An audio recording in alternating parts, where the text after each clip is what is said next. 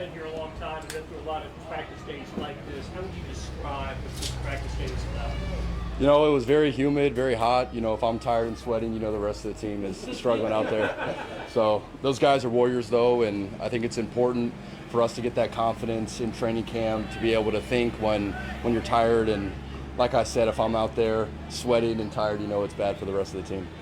You use the offseason to make some changes sometimes. I guess, is there anything that you focused on, maybe shifted this offseason into your style? Yeah, the biggest focus was not collapsing down onto that left knee after making contact with the ball, trying to be upright and skipping through it. And for the most part, I think the majority, if not all my kicks, I'm staying upright. Some of them, my knee doesn't quite touch on the follow through, but it gets a little close sometimes. But I think just for longevity purposes, staying upright, skipping through, being more repeatable is only going to help me. And my body has felt better. I don't feel like I have the wear and tear on it when I'm collapsing as much.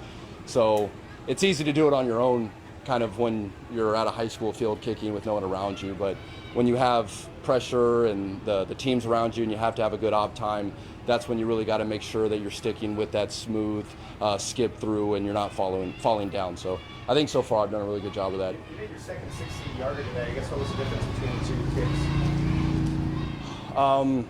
You know, I think if you have good ball contact, that normally fixes a lot of stuff, and that miss from 60 just wasn't great ball contact. And you try not to think about the wind. There was some wind in the face, and usually you try to overswing when the wind's in your face. But I feel like when I do my best, it's when you just don't even think about the wind, focus on ball contact, and normally that ball will go and you'll make the kick. There's some changes to the kickoff rules I'm sure you're aware of, but how much did last year going through it help, and are you trying to make any tweaks to better execute with the new rule?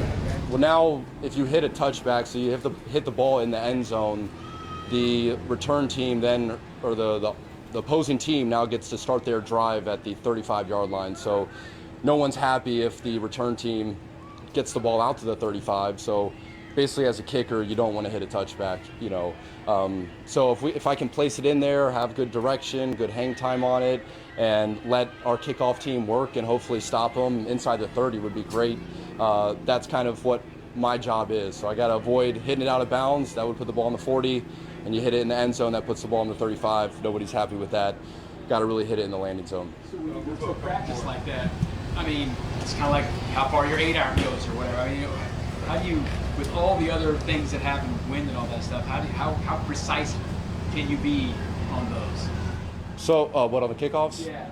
So I try to treat practice like a game. I come out here early and kick both directions and try to get dialed in. You know, as if I was just kicking field goals or just trying to hit touchbacks, the distance doesn't matter. You hit the same thing. A punter, when they're doing pooches, they have to worry about the distance. And now, as a kicker, I have to hit the ball in the landing zone. Distance does matter. So I do think of myself more as a golfer. You have to place it in there. And I think that's why you really have to practice both directions, left to right, and make sure you're dialed in and that you can just place the ball in the landing zone. And it really makes the kickoff feel more like a pressure kick. Before, you could just go out there, let your legs swing, try to hit it through the uprights, hit a touchback. If they wanted a high hang time, again, hit that ball to the moon. If it goes to the 5 with good hang time, everyone's happy. If it's a touchback, still not a big deal. But now there's a lot more pressure on the kicker to hit it in that landing zone. So if you're in the dome, how good are you?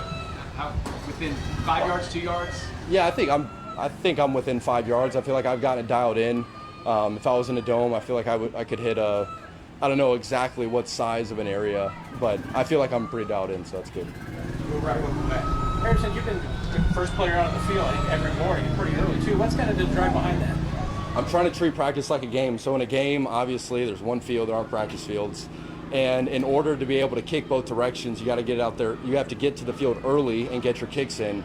So I try to treat training camp practices like a game. Let me come out to the field that I know I'm going to have team reps on, hit both directions, hit kickoffs both ways, and then I'm basically not relaxing, but I'm just kind of walking around for an hour, which happens in a game. You hit the warm-up, you're done probably an hour before the game, and then you're just kind of standing, sitting on the bench, and then you have to be able to warm up and get ready to go for the live reps.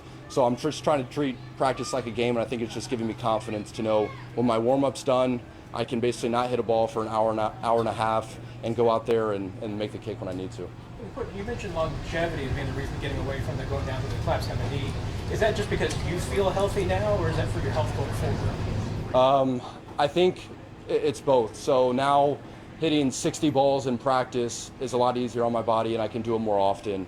And then longevity, I think a whole season will feel a lot easier on my knees. I mean, I've had a left ankle and a left knee, and just trying to make sure I'm, staying healthy and not putting too much pressure on the joints. Yeah, thank you. Appreciate it, guys. Thanks, Harrison.